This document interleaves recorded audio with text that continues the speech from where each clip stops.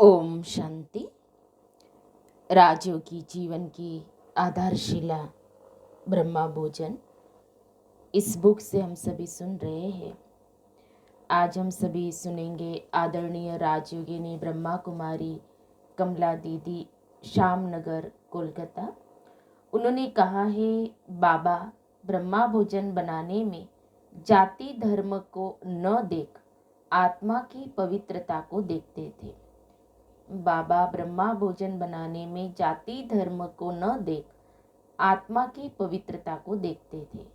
दीदी जी से प्रश्न पूछे गए। पहला, दीदी आपने अनेक स्थानों पर अनेक प्रकार की सेवाएं करते हुए सफलता को कैसे प्राप्त किया?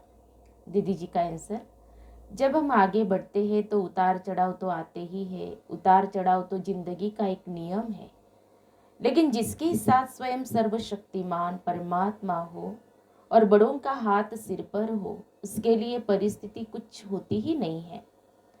मेरा बचपन से एक स्वभाव था, किसी का एक शब्द भी सुन नहीं सकती थी।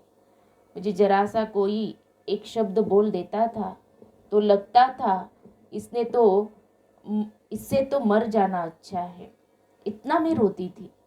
मुझे घर वाले बोलते थे, कई कई कोप भवन में चली गई तो मनाना मुश्किल है। लेकिन जैसे ही मैं सेंटर पर आई तो जो हमारी बड़ी दीदी थी, उन्होंने कहा, दो शब्द याद रखना, एक कभी रोना नहीं, दूसरा कभी ना नहीं करना। ये दोनों मेरे लिए वरदान सिद्ध हुए। उसके बाद कोई कितना भी कुछ बोलता था, मैं हंस पड़ती थी, सदा खुश रहती थी। मुझे यह याद रहता था, बाबा मेरे साथ हैं, बड़ों का हाथ मेरे सिर के ऊपर है।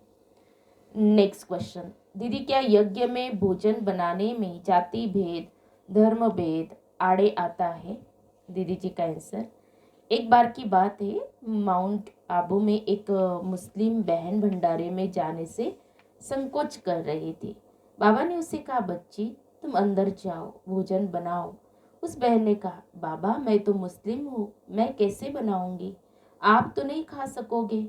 बाबा ने कहा, बच्चे यहाँ सब आत्माएं हैं, भगवान के बच्चे हैं, तुम जाओ किचन में, तुम्हारे हाथ का खाना बाबा खाएंगे। बाबा उसके हाथ का खाना बहुत प्रेम से खाते थे। इस प्रकार बाबा जाति धर्म को न देखकर आत्मा की पवित्रता को देखते थे, उसे महत्व देते थे।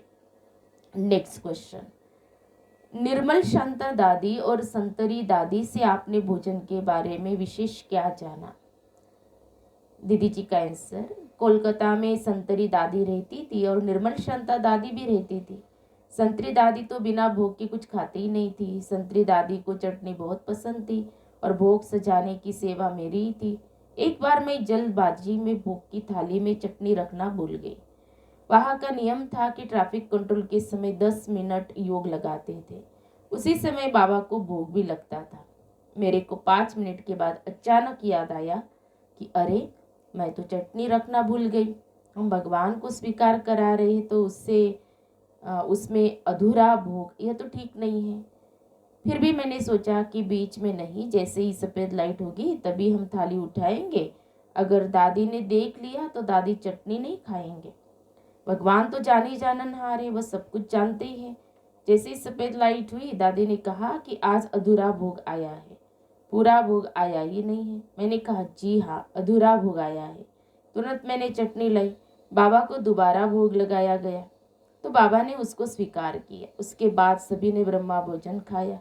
कहने का मतलब है कि कोलकाता में हर दिन का पूरा भोग दादी बाबा को लगाती थी, ध्यान रखकर। हम लोग घरों में क्या करते हैं, तुमको क्या पसंद है, तुम क्या खाओगे, ये संकल्प करके बनाते। कोलकाता में यह नियम था कि जब भी खाना बनाने की सेवा मिलती थी, हम लोग पूछते थे कि दीदी आज बाबा को क्या भोग लगेगा। माना संकल्प ही इतना ऊंचा होता था कि हम बाबा के लिए ही बना रहे हैं, बाबा को ही स्वीकार करा रहे हैं। उस भोजन में किसी भी देहधारी का संकल्प नहीं होता था। नेक्स्ट क्वेश्चन, ब्रह्मा भोजन और पवित्रता का क्या कनेक्शन है? दीदी जी का उत्तर, ब्रह्मा भोजन से ही पवित्रता आती है, क्योंकि जैसा अन्न वैसा मन। तो बिना ब्रह्मा भोजन खाए पवित्रता आती ही नहीं है। ब्रह्मा भोजन में वह शक्ति है जो हमें पवित्र बनने में मदद देती है। नेक्स्ट क्वेश्चन, दीदी ब्रह्मा भोजन खाने के और क्या क्या फायदे हैं? दीदी जी का उत्तर, ब्रह्मा भोजन खाने के तो बहुत फायदे हैं। एक तो आत्मा को शक्ति मिलती है, दूसरा आत्मा पवित्र बनती है, तीसरा बाबा की स्वाभाविक याद बनी रहती है। यह प्रभाव ब्रह्मा भोजन का ही है, क्योंकि ब्रह्मा भोजन बनाने वाले ब्राह्मणों के संकल्पों का सारा प्रभाव भी पड़ता है ब्रह्मा भोजन पर। नेक्स्ट क्वेश्चन, दीदी परिस्थिति वश किसी को पवित्र भोजन न उपलब्ध हो सके तो क्या करे? दीदी जी का आंसर, जिसको बाबा में निश्चय होता है परिस्थिति या परीक्षा तो उनके पास आती ही है, लेकिन यदि हम बाबा को साथ रखते हैं तो संघर्ष की परिस्थिति में भी बाबा किसी तरह भी हमारा पेट भर देता है, कहीं न कहीं से हमारा उपाय कर देता है ताकि निगेटिव चीज खानी ही न पड़े।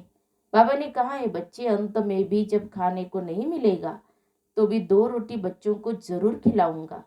अगर हम विश्वास रखेंगे तो बाबा कहीं न कहीं से भोजन भेज देगा और हम विजयी हो जाएंगे। नेक्स्ट क्वेश्चन, घर में, सेंटर पर, यज्ञ में, तीनों में भोग के प्रति अलग अलग श्रीमत है। तीनों में अलग अलग श्रीमत है क्या बाबा की? दीदी जी का उत्तर, बाबा की श्रीमत सबके लिए एक ही होती है, क्योंकि बाबा अलग अलग मत नहीं देता है। सबसे बड़ी बात है हमारी भावना की। हमारी भावना इतनी शुद्ध होनी चाहिए कि मैं किसके लिए बना रही हूँ, किसको स्वीकार करा रही हूँ। जिससे प्यार होता है पहले वो खाए, उसके बाद कोई और खाए। ऐसी भावनाएं हमारे बाबा के प्रति हो। नेक्स्ट क्वेश्चन, भोग सिंपल है या वैरायटी है? क्या इससे बाबा को कुछ महसूस होता है? दीदी जी का आंसर है, बाबा को कोई फर्क महसूस नहीं होता। जरूरी नहीं है रोज रोज वैरायटी ही बनाए। सबसे बड़ी बात है हमारी भावना। बाबा को कभी सिंपल खिलाओ, कभी वैरायटी खिलाओ, पर भावना से खिलाओ। एक पुरानी बहन थी, किसी ने पूछा आप दिन भर किचन में क्यों इतनी मेहनत करती हो?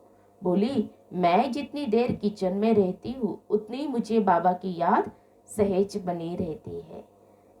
नेक्स्ट क्वेश्चन, दीदी मंदिरों में वैष्णव जो होते हैं मुंह पर पट्टी बांधकर बड़ी शुद्धता से भोग बनाते, फिर भी उस भोग से ज्यादा ब्रह्मा भोजन का महत्व कैसे है? दीदी जी का आंसर, भले वे शुद्धता से बनाते, बहुत भावना से भी बनाते, लेकिन भगवान को पहचानते नहीं है, नियम से भोग लगा देते। भगवान खाए ना खाए इससे उनका कोई लेना देना नहीं है, लेकिन हमें अच्छी तरह से पता है कि संगम युग में ही बाबा साथ है, बाबा स्वीकार करता है, इसलिए हम उस भावना से बाबा को भोग लगाते हैं और बाबा स्वीकार करता भी है, इसीलिए उसका महत्व है। नेक्स्ट क्वेश्चन, दीदी आजकल कई बीके ने ही फैक्ट्री खोली हुई होती है, जहाँ के बने हुए मसाले, बिस्कुट, ब्रेड हम यूज कर लेते, उसके लिए बाबा की क्या श्रीमत है? दीदी जी का उत्तर, मुख्य बात है यदि बीके की फैक्ट्री में सेंटर के लिए अलग से बनता है तो वो एक अलग विषय हो जाता है, लेकिन फैक्ट्री में सामूहिक रूप से जो बनता है वो सब कुछ अपने हाथ से नहीं बनाया जाता, इसलिए नहीं खाना चाहिए। कोशिश करनी चाहिए अपने हाथ का बना हुआ, अपने सेंटर पर बना हुआ हो, बाबा को जो भोग लगाते वही खाए।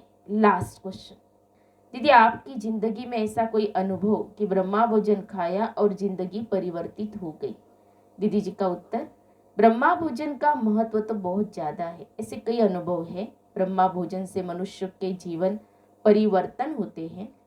हम अपना ही अनुभव सुनाते हैं। हमारे घर पर मम्मी ही ज्ञान में चलती थी, दूसरा कोई ज्ञान में नहीं चलता था। वो प्यार से बाबा का भोग बनाकर भोग लगाती थी और हम सभी बच्चों को खिलाती थी। इससे हम लोगों में परिवर्तन आना शुरू हो गया।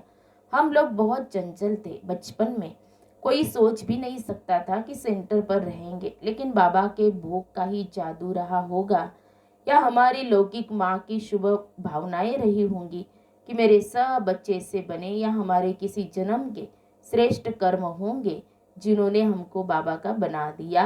बाकी ब्रह्मा भोजन का महत्व तो बहुत ज्यादा है। अच्छा, ओम शांति।